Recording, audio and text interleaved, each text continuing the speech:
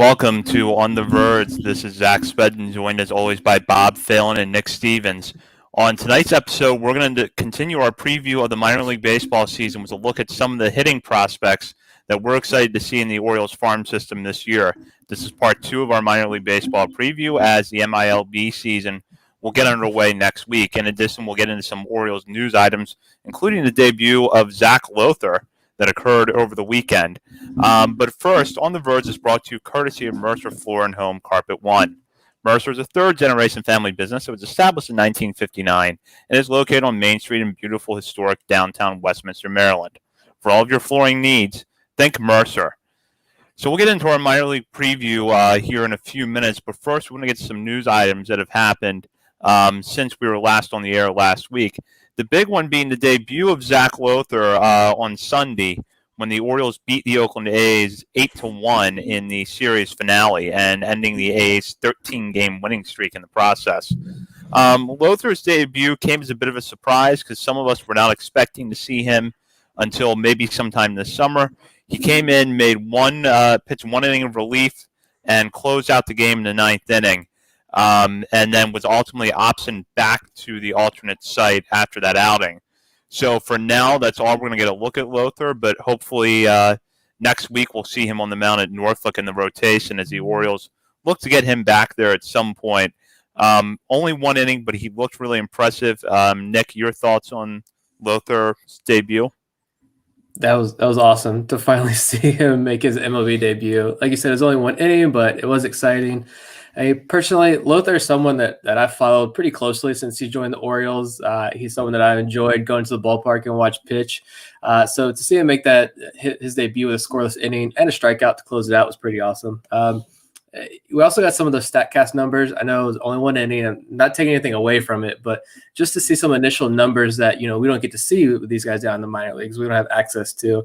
And the one thing I noted was that fastball. And that fastball really moves. I mean, I've seen it there live, but I haven't been able to put numbers to it.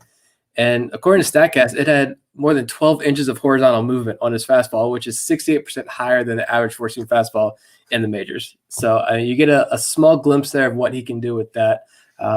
He looked like he belonged there in the mound. He works quickly, controlled. He works with purpose.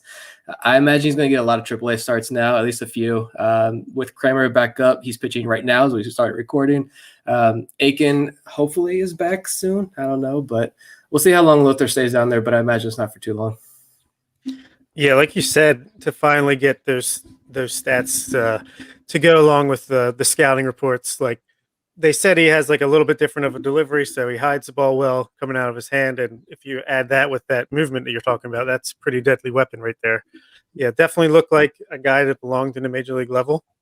I know a lot of fans are disappointed that he just got one inning and was sent right back down, but I think they just needed an arm and they chose him to give him his debut in a low leverage situation. So now he can go, start games, build his pitch count up, and hopefully come back as a starter the next time. Kind of like Bruce Zimmerman at the end of last year, except it happened at the beginning of the year. But yeah, I was happy to see it, and I thought he looked pretty good.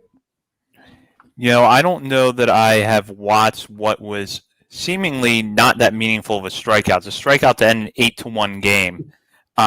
Caught looking, but I watched that clip so many times because that's exactly what we've been talking about with Zach Lothar. The deception and delivery. This is a changeup that he throws to Matt Chapman. Had such good movement on it. Gets a strikeout. And this is when he's pitching out of the stretch, too. So you're not quite seeing the full windup. I watched that clip so many times after Sunday's game. Just because, like I said, this is what we have been referring to with Lothar for a while, which is the deception and delivery, the movement on his pitches. We know that's going to be really key to him being successful because he doesn't throw that hard. But if he's going to have that kind of movement on his pitches, it's going to be tough for hitters to get good contact off of him. And what a gutsy call. 3-2 changeup right on the corner there. That was nice. Yeah, with me, I've said before in a previous show that I think not a knock on Zach Lothar, but I really think that stuff can play up out of the bullpen in short stints like this. And so, no major takeaways from that outing except that it was a lot of fun, but you got a little taste there. And maybe this is a guy who comes up and works a lot of those 1-2 inning outings as the season goes along. We'll see. Yeah, and we don't know how things are going to progress with pitching as the year goes on, but I think so far we're seeing where someone that can come out of the bullpen and deliver 2 or 3 innings of relief is really valuable. And I think regardless of whether the Orioles envision Lothar as a starter when he comes back up this summer, or they see him out of the relief, getting him stretched out over multiple innings is going to be key. Absolutely. Yeah. And just look at Jay Flaw as well. I mean, we're going to see guys up and down all season long. So.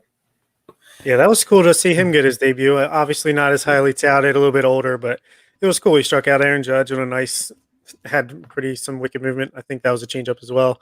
So yeah, good for him. I don't know if he'll even be back this year, but he's an option and he doesn't look that bad.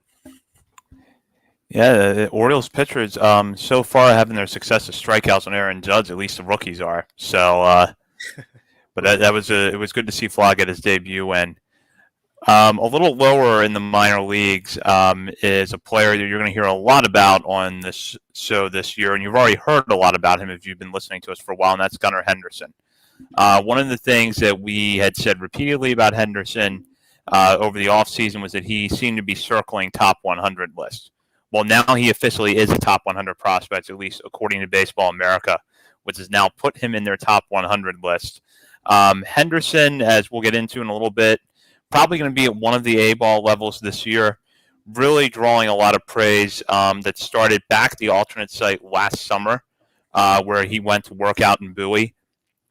And while we're still waiting to see what he's going to deliver this year, and we have to keep in mind that he still has very limited professional experience since being drafted in 2019, the fact that now Henderson's a top 100 prospect says a lot about the expectations for him going into the 2021 season. So, Bob, is this kind of your reaction to that and what you think we're going to see from Henderson this year? Yeah, I mean, it's exciting. You keep hearing how he's the breakout guy. He's going to be on the top 100 at some point this season, but to actually see it, come to fruition when has like barely 100 at bats in a professional level, it's pretty cool. He takes Ryan Mountcastle's placed on the top 100, so we're back to 5, and yeah, he's only going to go up from here. I'm selfishly hoping he starts at Aberdeen because I'm going to be seeing quite a few other games this year. But I think he'll most likely start at Delmarva and work his way up. But if he performs the way everyone says he should, then he'll move up pretty quickly. It's about time he made the top 100 list because, I mean, whether you're reading Longenhagen at Fangraphs or Kylie McDaniel at ESPN, MLB Pipeline, Baseball America, I mean, take your pick of prospect websites, and everybody was writing about Gunnar Henderson. This is the prospect to watch for the Baltimore Orioles this year, our breakout prospect that's not named Adley Rutschman, unless you took the easier route and said Adley Rutschman. But, I mean, this is everybody's go-to prospect in the Orioles system. And then I don't know how many guys graduated out of the top 100 before yesterday. I mean, 10, 15 guys, I feel like, probably graduated from top 100. And we never saw Gunnar Henderson's name. And now he's there on Baseball America, at least. MLB Pipeline, not yet, but soon. Soon. Just no one's really seen him. We haven't seen him play. I mean, these guys have that make these lists and these rankings, but no one else has really seen him because he had that Gulf Coast League stint, and that was it. And then 2020 happened. So, I mean, it's exciting. I do think with his performance at alternate site last year, Major League Camp, spring training this year, if he does start at Delmarva, I don't think he's going to be there very long. Yeah, I agree. He was facing much more advanced competition in Bowie last year. And although, you do have to take some of those reports with a little bit of a grain of salt because we don't really have much of a way to verify that on the outside, I don't think there's any denying the fact that if he was in Bowie going up against older competition, as someone who's not even in his 20s yet, only has 29 games of professional experience under his belt, that's really good experience for him. And you have to think that, the pitching he faces in low A this year or high A, either one of those two levels, is going to be below what he was facing last summer in Bowie. I mean, he had Grayson Rodriguez every day.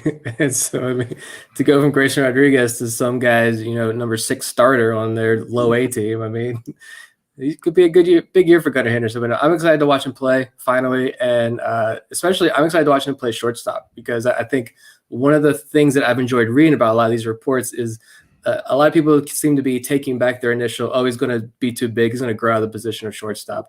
And now you see a lot of these guys with like the high school kids coming up in this year's draft, and with Gunnar Henderson, you say, oh, well, I mean, guys like Carlos Correa and Corey Seager can play shortstop, so Gunnar Henderson can do it too. Well, obviously, I mean, if he's that athletic, he can do it. I'm not worried about him moving off the position right now. I want to watch Gunnar Henderson play shortstop for somebody this year.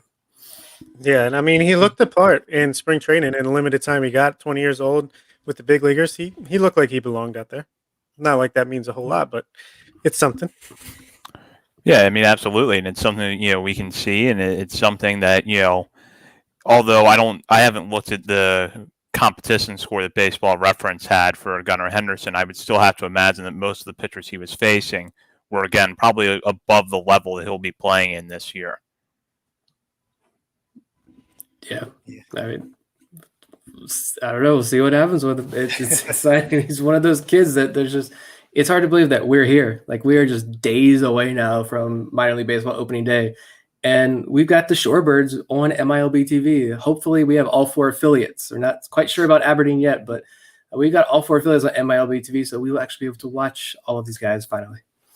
I feel like our expectations are so high, though. If he doesn't bat 400 / 500 / 700, he's going to be a disappointment. Rein in the expectation a little bit. I will try to. Well, and we're now going to get into some of the other position players that we have some expectations for and that we're excited to see in 2021. If you listened to our show last week, we previewed some of the pitchers that we're looking forward to watching this year. And the way we did that was we went back to an article that Bob wrote late in 2020, taking an early crack at projecting the 2021 rosters, starting at Norfolk and working our way down to Delmarva. And that's what we're going to do again tonight, but this time we're going to flip that around and go with position players. So Bob's got his article there, and we'll start it off in Norfolk. Yeah, I'll go ahead and start with the catcher position. Austin Wins, I have projected there. Yeah, alternate site superstar Austin Wins, that is. First base, you got Tyler Nevin. Second base, Taryn Vavra, couple former Colorado Rockies. Sorry to see you go, general manager over there. Third base, Rylan Bannon. Shortstop, Richie Martin. Left field, Chris Shaw. Center field, Ryan McKenna. Right field, Yusniel Diaz. And DH, Brett Cumberland, /catcher. Yeah, we probably should note that was written before the Alex Cobb trade. Otherwise, Jahmai Jones in the mix there. But one player I know you want to talk about, Bob, was Richie Martin, who might see some time at Norfolk, at least initially. Yeah, I even put him on the list before Freddie Galvis had that little, day-to-day nagging injury after he hit that double off the wall against, I think, the Yankees in the first game of that series. He pulled up a little limp, and it looked like maybe he might have to go on the IL. And luckily for him, it just seems like it's a couple days off and he should be good to go. But thought Richie Martin might get the call and get a little abbreviated action at the major league level. But it's going to be interesting to see him perform finally after he had so many injuries he missed last year. Then he was hurt again in the offseason early on in spring. Finally get healthy and finally be at a level where he can actually be competitive, at least in the beginning of the year. Maybe he's made some improvements that we don't know about, and he is major league ready soon enough. But at the very least, we kept him on the roster for 2019 for a reason as a Rule 5 pick. And now I think this is the time where he can, figure out – the Orioles can figure out if he's going to be a role player, if he could be potentially a starter at shortstop for a little bit, or just a utility guy. So big year for him. Interested to see how he does. Yeah, I mean, I think the highlight of this Norfolk roster in general is going to be the pitching, I think, for sure. And we've talked about Yusniel Diaz a ton, and Brett Cumberland is a guy we've even talked about some. But Richie Martin, I think, is interesting just because, I don't think he's going to be any team starting shortstop for a full season. And I get the sense that a lot of Orioles fans have probably written him off and probably wouldn't be upset if they never saw him on the field again. But I'm still intrigued personally. He was a Rule 5 pick. So, you saw how long it took for Anthony Santander to adjust. So it's going to take time for Richie Martin to do that too. And injuries have prevented that, like you said, Bob. And we saw a good bit of him back in 2019. That second half of the season, the numbers improved a lot. And the Orioles did kind of, I don't want to say baby him, but they put him in favorable situations, we'll say, at the plate, and which I think led to a lot of those good numbers. But you need that with a young player like Martin. You need to boost his confidence, and I think it did that. And then 2020 happened, so and then the injury. I think he was in Puerto Rico playing over the winter, and another injury happened. So, I mean, I don't think his defense is bad, and I know there's a lot of that debate last year or 2019 about what do the defensive metrics say versus what does the eye test say when it comes to Richie Martin.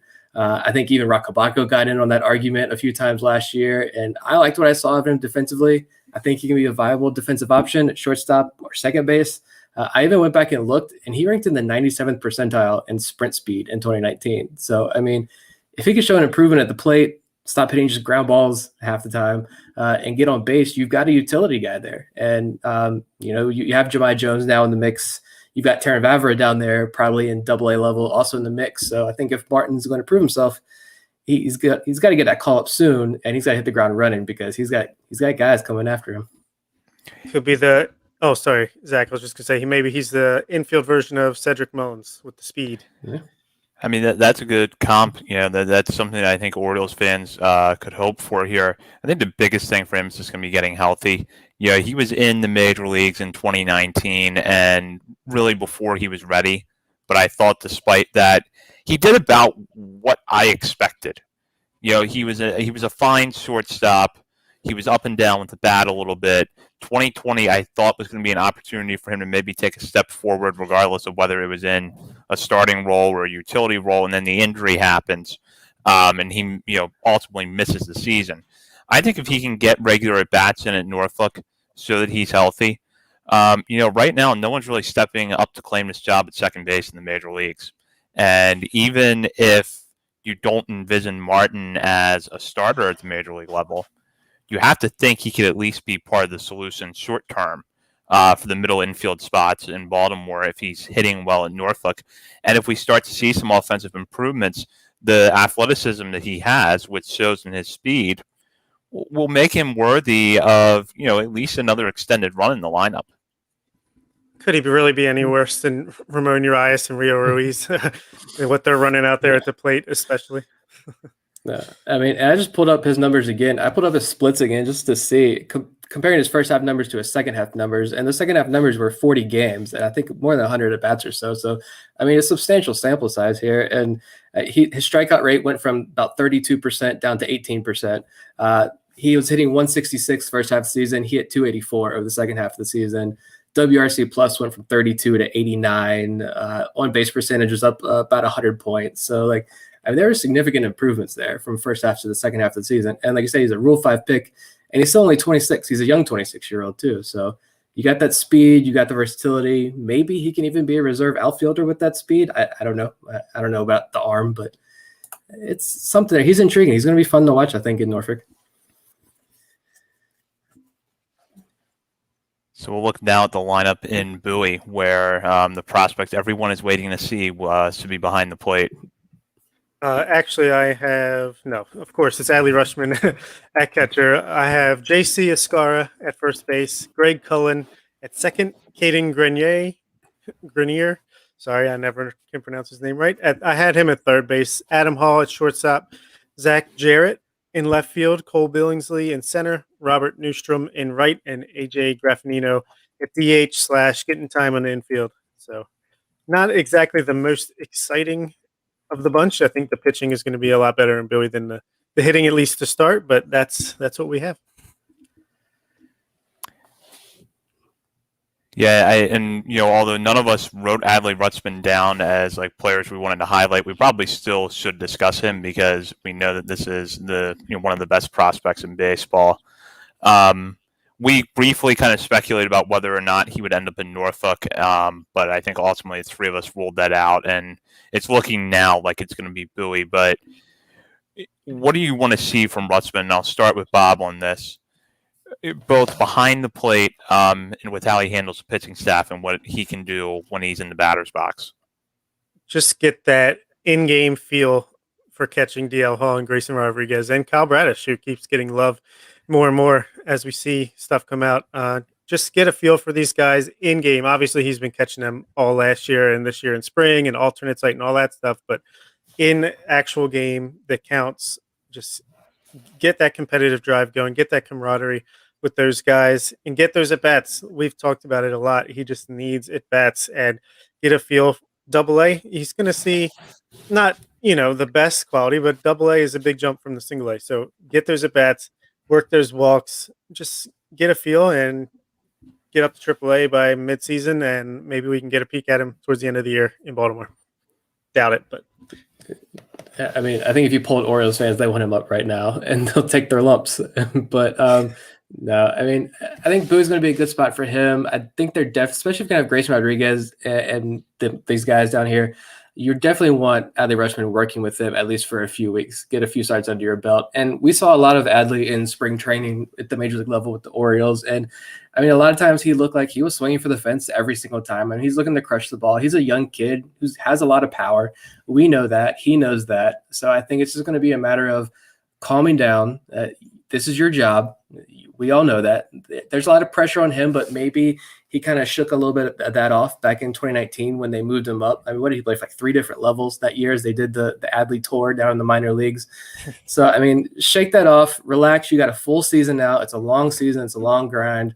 Just start building that repertoire with Rodriguez and these younger prospects, which, like you said, he already has that foundation there with these guys. But just regular at bats, because even in 2019, I know some people were like looking at the numbers and trying to make assumptions about Adley Rutschman already as a rookie, which was impossible to do because, I mean, the guy had a grueling college season.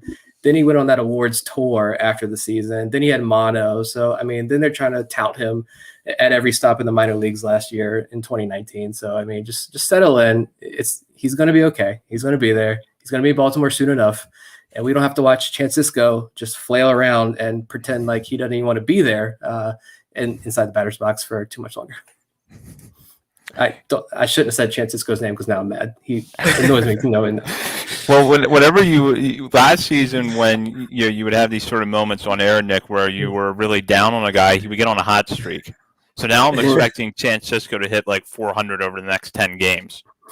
Francisco, watching him in the batter's box, he has the same like body language that I do when I do laundry. I don't care. I'm just throwing stuff around. That's what he looks like. So go hit the ball. Stop striking out. Anyway, yeah, you're not wrong about that. And hey, Pat Valleca's back playing shortstop. That's why I'm not watching the game tonight. No. All right. Shall we move on to Frederick then? Yes. Okay. A little more excitement. Yeah. Oh, God. It's still confusing. That will not be the last time that happens. Yeah, so, all right. And Aberdeen Ironbirds, high A now. I have Maverick Hanley catching, Andrew Doshback playing first base, Anthony Servideo playing second base, Toby Welk at third, Jordan Westberg at short, Johnny Reiser in left, Zach Watson in center, Kyle Stowers completes that trio of 2019 draftees in right, and Joey Ortiz, who Matt Blood says keep an eye out on him this year at DH. So this is actually, I think, the lineup where we had the most players highlighted, and a lot of it is that 2019 draft class that we're finally going to see over an extended run. And one of the guys I'm really excited about is Maverick Hanley, 6th rounder who was in 2019 the co-defensive player of the year in the Pac-12 alongside Adley Rutschman. His defense has earned rave reviews going back to his days at Stanford. The bat was always solid, but I'm going to pull something here that Eric Longenhagen wrote a couple months ago as part of his rundown of the top 45 prospects in the Orioles farm system. He ranked Hanley 37th and said his swing looks like it has changed a little bit since his time at Stanford and now features a little bigger, slower leg kick than before. And then goes on to say that without an impact offensive tool, he likely maxes out as a contact-oriented backup, but we'll see what the new swing does for his power output. That's a pretty good report from Eric, and I'm curious now to see, do we get a little bit more power that he's tweaked his swing a little bit?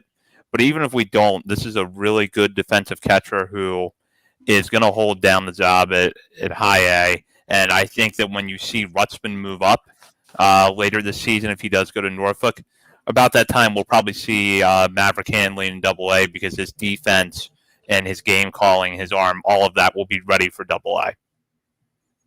Yeah, I think he will be an underappreciated guy that a backup catcher. I mean, that is a position that gets a lot of play. You see Chance Cisco, he gets a little too many at bats this year.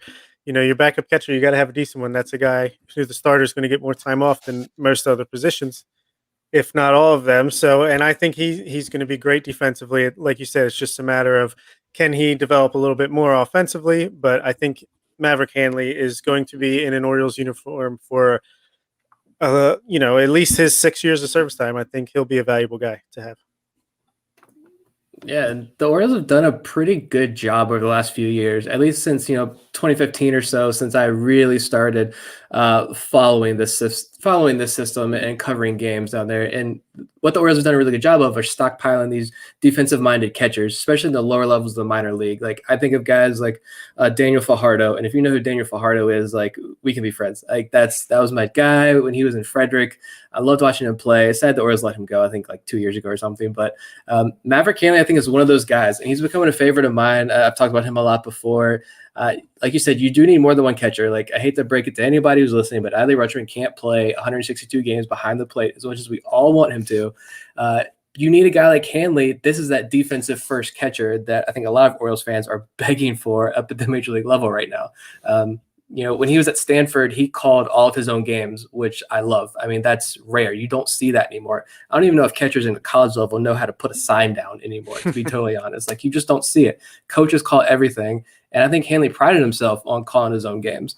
I'm looking back. I wrote an article last year back when I thought that maybe COVID was just going to be like a 2-week break thing that we'd all get. That was wrong. But I wrote an article about an all sleeper prospect team for BaltimoreSportsAndLife.com, and actually pulled that up today, going back and looking at it, because I forgot I actually wrote that. But Hanley was my catcher. And, this was a guy who his last 2 years at Stanford, he threw out 52% of base runners. And then when he was in Aberdeen, he threw out 63% of base runners and caught 8 shutouts when he was with the Ironbirds as a rookie. So as long as he can hit a little bit, which he did in college, and he did in the Cape Cod League. You referenced the Eric Longenhagen. Fangraphs gives him a 50 future value hit tool, which isn't anything. So I think if this is a guy that you wouldn't mind having splitting time with Adley Rutschman at the major league level. And if Hanley is in Aberdeen and that rotation that we have where it's Drew Rom, Leonardo Rodriguez, Nick Vespi, guys like that I think it's going to make Aberdeen a really fun place to go watch a baseball game this year. Absolutely. And I guess I'll bring up my next guy here, Jordan Westberg, playing shortstop, I would imagine, most every day for the Ironbirds. This is a guy who kind of along the same lines as Gunnar Henderson. I feel like those two were kind of getting those next guy up on the top 100 consideration. Obviously, Gunnar a little bit ahead, but this is a guy we took with the comp pick in between first and second round. So, yeah, he got some time at Major League spring training this year, and again, looked the part. Obviously, not a lot to go off of there, but, get this guy, this college bat that Elias loves, get him to hit the ground running, and maybe he can be a Bowie before long as well. There's already, kind of like with Gunnar Henderson, there's already a lot of discussion about, will Jordan Westbrook stick at shortstop? And although he was a very good defensive shortstop at Mississippi State, there's questions basically because of his size, if he's going to move off the position, whether or not he ends up at second or third. I'm not too worried about that right now, because I think that the Orioles do have time to sort that out. And I think it will also be a while before you have to make the decision of who's at short, Henderson or Westberg. You got some time to work that out. I mainly want to see if the power comes through, because we've heard a lot about the raw power, and you're looking at a guy who's got a good arm, has a lot of speed, and if we see the power come around, and you're looking at a potential 2020 middle infielder, regardless of whether he's at second or short down the road, I think that's great. Or you happen to have a third baseman that has a lot of speed. But the defense will sort itself out. What I'm mainly interested to see is, can he cut back on the strikeouts a little bit, and while at the same time putting up pretty good power numbers. But I think that Westberg is going to have a good year. Yeah, I think he needs to translate that raw power to in-game power. That's like his final step of development, I think. Yeah, I think that's the big thing that I'm going to be watching for this year with him. And I guess this year is just finding out who is Jordan Westberg, I think, this year, because we haven't seen him play yet. Is he a future utility piece that if he can't tap into his raw power, but the glove is good enough to keep him around? Or does he start churning out those home runs in pro ball? And I don't know if it was Westberg. I was trying to remember this. If we threw like a Jonathan Scope comp on him, or if that was someone else we were talking about. But I feel like maybe that could – I get that kind of vibe when you look at a guy who can put up 20-plus home runs. He might sneak through. I think Scope had like a 30, 32 home run year. Maybe Westberg is a guy who can sneak that in if that power comes out. I don't know if you're going to see maybe once or twice, but I mean, the defense is good. It's solid. It's not going to hurt you at all at second base. And I think the strikeouts are high, but he had like a 385 on base percentage in college, so he can walk as well. So maybe that defense and the walk rate helps offset the strikeout numbers. It's just a big unknown. And so I want to see who Jordan Westberg is and can he separate himself? What separates him from Taron Vavra and Adam Hall, guys that are in the system now? So it's going to be definitely fun to watch. Well, hopefully he's not the 2021 version of Jonathan Scope, because yikes. Yeah. First baseman, Jonathan Scope, apparently. Yeah, exactly. Yeah. But I guess we can, unless anybody has anything else on Jordan Westberg, we had another guy, Andrew Doshbach was one of my guys that I wanted to highlight. The Orioles don't really have any first base prospects in this system. It's been like that for a while. I mean, you had like Seamus Curran, who was a top 30 guy, I think, at one point, just because he could hit the ball 500 feet or so, but he strike out like 200 times a season or close to it. He was just released, though, so you've seen the Orioles go a lot with like converted catchers like JC Escara, moving them over to first base. There's the Preston Palmeiro experiment over at first base, which he just kind of hit a wall once they moved him over to first base. But now you really got nobody except like Ryan Ripken. And like we all know why Ryan Ripken is still in the organization. But Doshbach, I think, is a true first base prospect with some tools. And he was the third Stanford player taken in the 2019 draft by the Orioles, behind Maverick Hanley and Kyle Stowers. Got a big signing bonus. The Orioles like him. He was – couple notes here. He's all Pac-12 defensive glove at first base. So, I mean, that's Orioles preaching strength up the middle and defensive guys in these last two drafts. But I don't know if anybody's listening who's familiar with Mason McCray on Twitter. He pumps out a lot of good MLB draft content all year. But I found a tweet from him last year who he went back and looked at during the TrackMan era, the highest average exit velos for college hitters during the entire TrackMan era. And Doshbach was fourth on that list, even ahead of Spencer Torkelson. So this guy can hit. He can hit the ball hard. Even Paul Mancano, I think that's his name. Sorry. Over at Masson. He did a piece a couple months ago, back in February. He did an interview with him. There's a good piece there if you search for that. It's worth highlighting. Guy hits the ball to all parts of the field. Got some power. Good glove. I don't know. It's a first base prospect, but I mean, I think this is someone who could at least, at worst, provide some entertainment if you go watch some minor league baseball this year. Yeah, it's interesting because, like you said, Nick, the first base position is not really one of strength in the farm system, even though it seems like the Orioles have so many first basemen at the major league level. I'm excited to see Doshbach, and he's somebody that I think has gotten lost in the shuffle because of not having a lot of time in pro ball in 2019 right after the draft, and then losing 2020 like so many other prospects did. But as he gets, promoted potentially from Aberdeen to Aberdeen this year, which we're going to see with a lot of players, if that power comes through and the glove looks good at first base, he might move up, a couple levels this year. In part because first base is not that strong, but then also because this is someone who was a good power hitter at an advanced Division I program, and he's bringing that skill set into pro ball. If he does that, I wouldn't be shocked to see him play at multiple levels this year.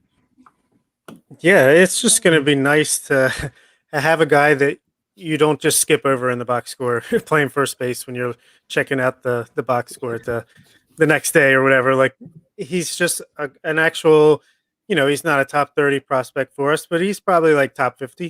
He's not nothing. He could develop into something. At the very worst, he's a really nice organizational type of player who, could get a cup of coffee one day. We got Tyler Nevin at AAA, but other than that, I mean, first base is a desert. And, I'll be interested to watch. Yeah, and I'm curious too, like with Nevin, though, the question was the power. Is his power going to come around? And so if he's a guy who doesn't shake out and Doshbach can settle in and produce at the plate, then Hey, maybe that's guy. He can also play the outfield too, so he's got a touch of speed. So, I mean, he's a little bit versatile too. All right, let's move on to Delmarva. It's still Delmarva, right? Yeah. Okay. Catcher Jordan Cannon. First base James Roll. I guess that's how you pronounce it. Second base Daryl Hernaiz. Third base Kobe Mayo. Shortstop Gunnar Henderson. Left fielder. I wrote Steven Acevedo, but maybe we could switch it to Lamar Sparks for conversation purposes. Center field Hudson Haskins. Right field Heston Kjerstad. Welcome back to in-game action. And DH JC Encarnacion.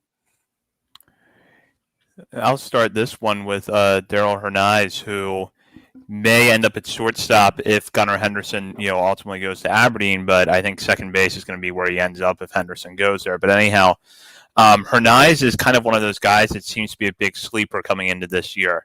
MLB Pipeline just put him 30th overall in the organization.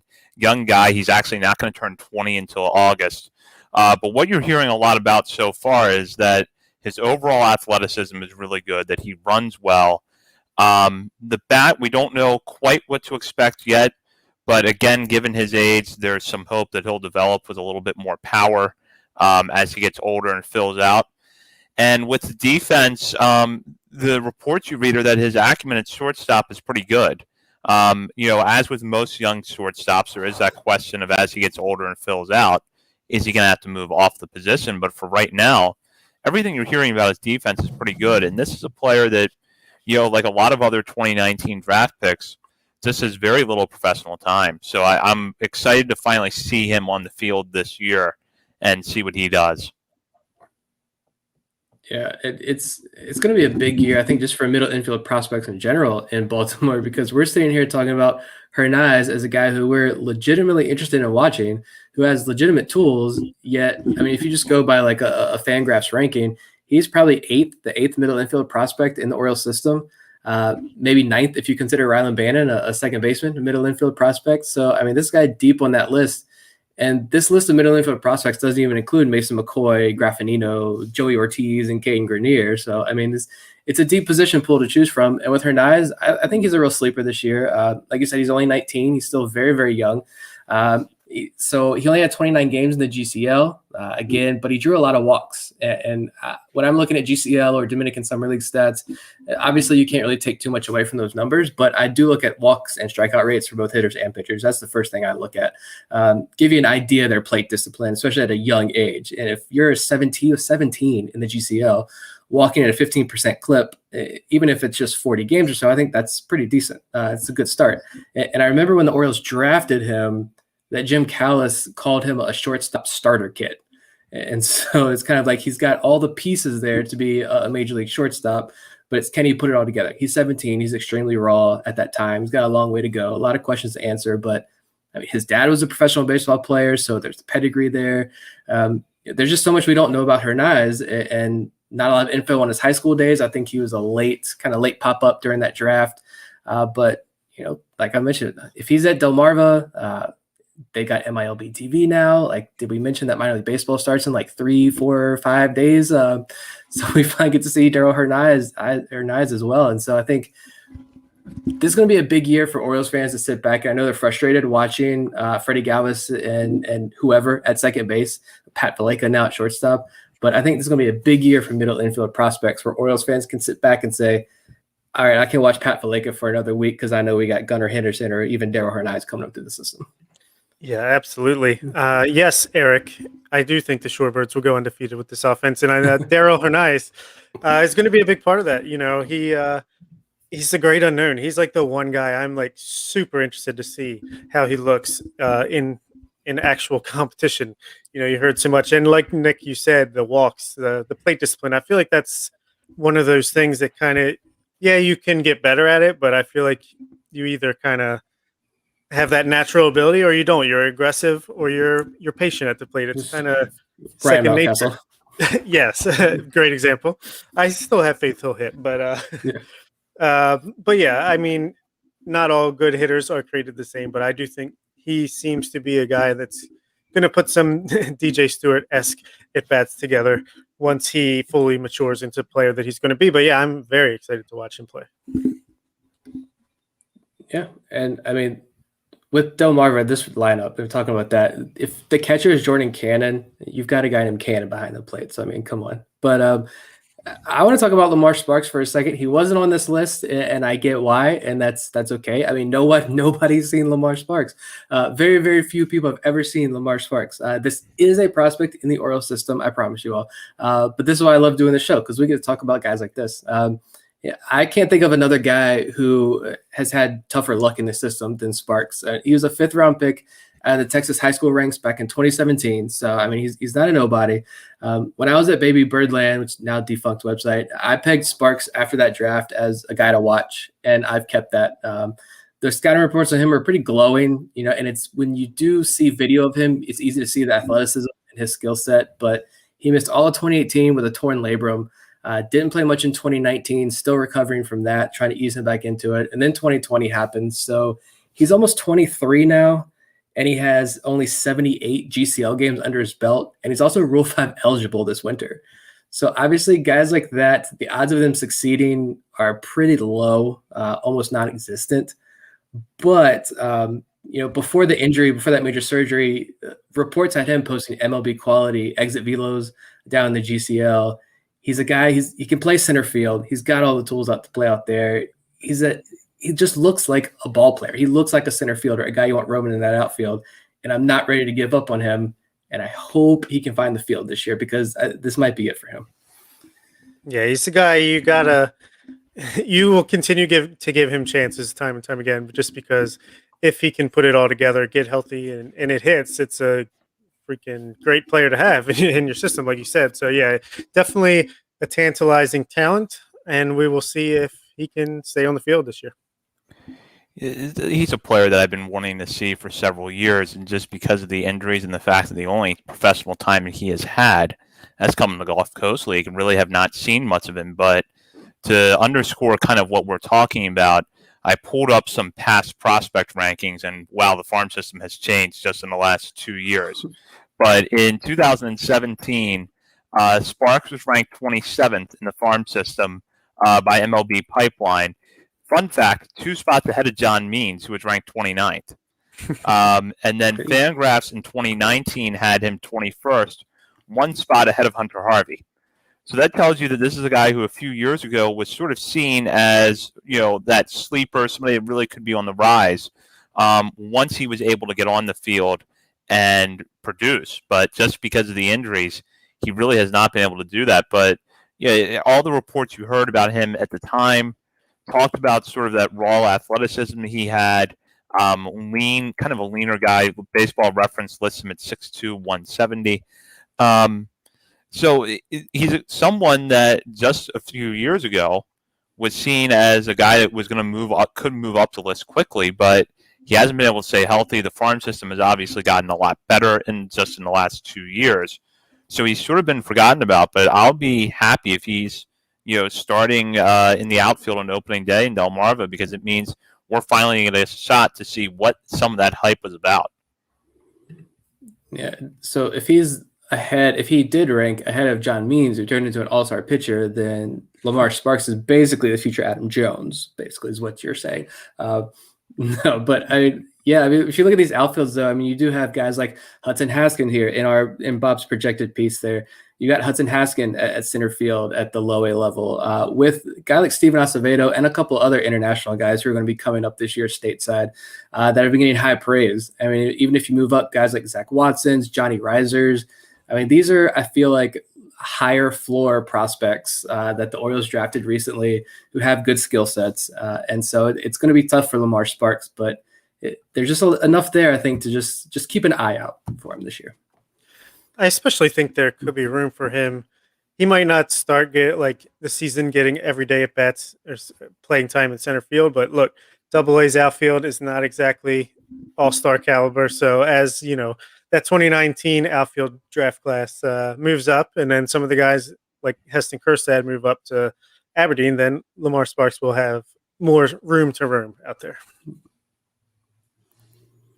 Yeah, so we're certainly interested to see these players when the minor league season begins next week.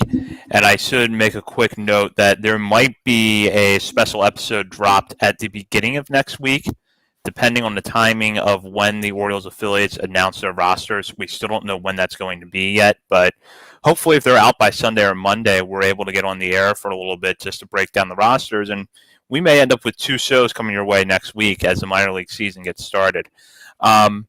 But one last item we wanted to note tonight was that Baseball America has released another mock draft. And this time the Orioles are connected to a different prospect, and it is Brady House, a high school player that's gotten a lot of hype as a two-way guy. Most reports I have read suggested that he's probably going to remain an infielder, mostly playing shortstop now. But if you listen to Stephen Loftus on our show a couple weeks ago, he mentioned him a little bit. A lot of the reports have mentioned House as a guy with good raw power, a good arm over on the left side of the infield, so he could play third base if he does have to move. That kind of fits the Mike Elias mold of players that we've seen him draft before, including Gunnar Henderson and Kobe Mayo, who was drafted last year. But obviously we're a long way from the draft, but I'll start with Bob. What's your reaction to the Orioles being linked to House at this point? I love it.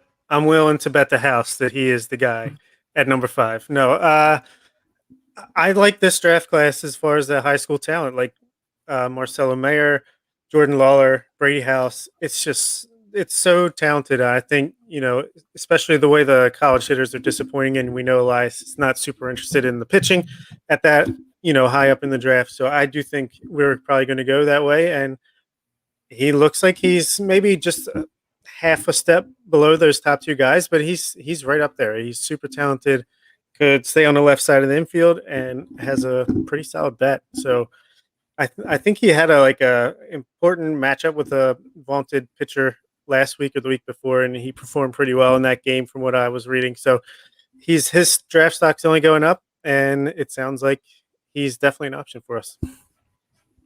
He looks like he's a double-A hitter right now too. When I was looking at videos of him earlier, that's not a teenage kid. No. But yeah, just LeBron James of baseball. Yeah, like he's got huge power. I'm just trying to imagine some 15-year-old kid stepping up on the mound trying to pitch to this guy, and House not being able to take that seriously. But no, huge power. Yeah, I saw looking at some other reports earlier today. He had, I think, on the mound, he also throws 97 on the mound, just a freak athlete. So look, and with these mock drafts here now, Baseball America has said that yes, these are still, it is still very early, but now they're getting more reports from, front offices and their contacts. They're getting more information of which teams are talking to which players, what's the signing bonus picture look like for a lot of these kids. And so now they're able to put a lot of these puzzle pieces together a little bit better. And so to have MLB Pipeline and Baseball America give the Orioles House with their latest mock drafts, I think first real semi-decently solid mock draft, I think, of the year. I think that's a positive sign. So I think maybe Orioles fans should start doing a little bit research on Brady House and these high school kids and get excited. Well, I wanted to throw this out there too because this sort of underscores some of the things that are already going around about House and the Orioles.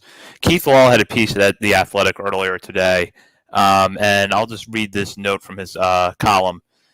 Georgia prep slugger Brady House's name is bouncing around a lot with chatter the Royals are targeting him at pick 7, while the Orioles and Diamondbacks, 5 and 6 respectively, might consider him for underslot deals. So, we've been hearing for a while now that top 4 in some order is going to be Leiter, Rocker, Lawler, and Meyer.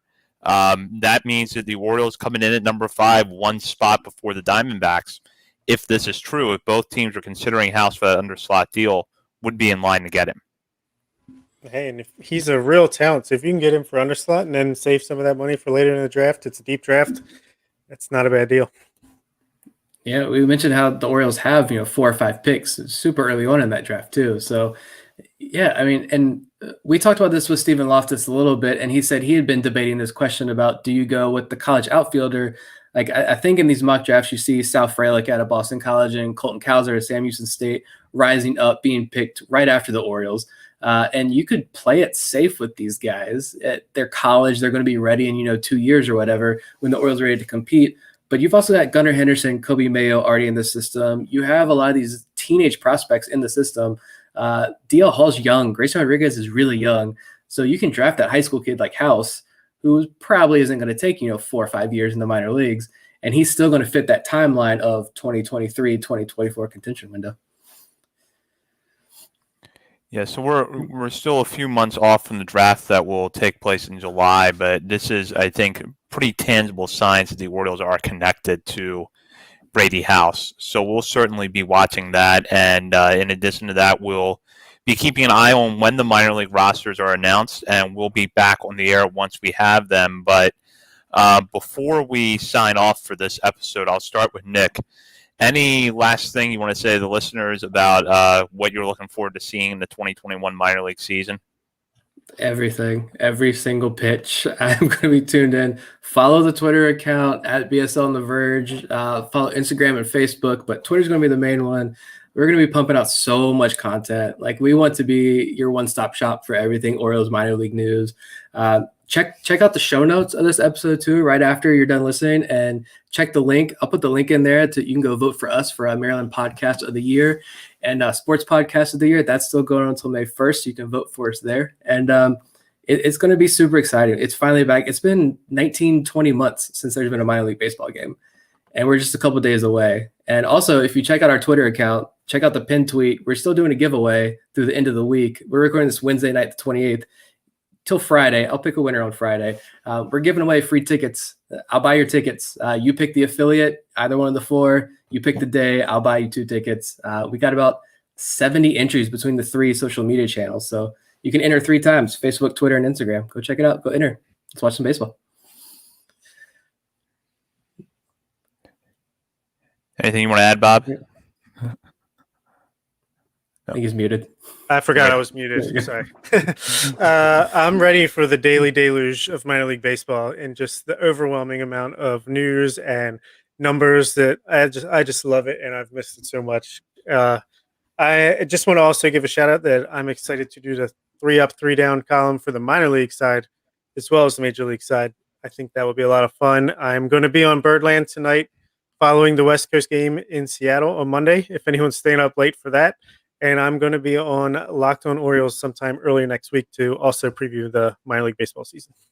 Yeah, always a good listen with our friend Connor Newcomb, so make sure you check that out, and make sure you check out Bob's Birdland Tonight appearance, as well as his weekly 3 up, 3 down column. Nick and I will both be having stories soon with the minor league season starting. In the meantime, between now and our next show, continue to follow us on Twitter at BSL on the Verge, and be sure to head over to BaltimoreSportsAndLife.com to check out Orioles coverage, as well as some NFL draft coverage, college sports. Be sure to hop on the message board and join the discussion. And check out our other shows on Baltimore Sports and Life Radio. So, at the last second, do we want to answer Carl's question about Gene Carmona? Does he have any future? I was high on him. I was high on him going into 2019. I thought he was going to be a breakout. Didn't happen, but maybe. I don't know. Yeah, I've got highlights here of him making some defensive plays in Aberdeen. So I like the glove. I don't know what the bat will do, but we'll see. He's probably one of those guys that goes right back to Aberdeen. But he's gonna have to fight for playing time, and I don't think that's a knock on him. I think that's what we said a lot about a lot of other guys in the system, that the system's just getting so much deeper that guys like Carmona they're gonna have to fight it out because it's a dogfight down there now. Eric says still only 21, so plenty of time to put it together. Yeah, that's very true. That's a good point. Yeah, he was somebody that going into 2019, I was really curious to see. He has gotten a little bit lost in the shuffle, but I think that as this season goes on, we're going to learn a lot about this middle infield depth, and just to see first off how much has it improved, and are guys like him who right now have kind of fallen off the radar a bit able to get back up with something close to a normal minor league season again. Yeah, definitely. So, Carl, Thank you for getting that question in at the buzzer.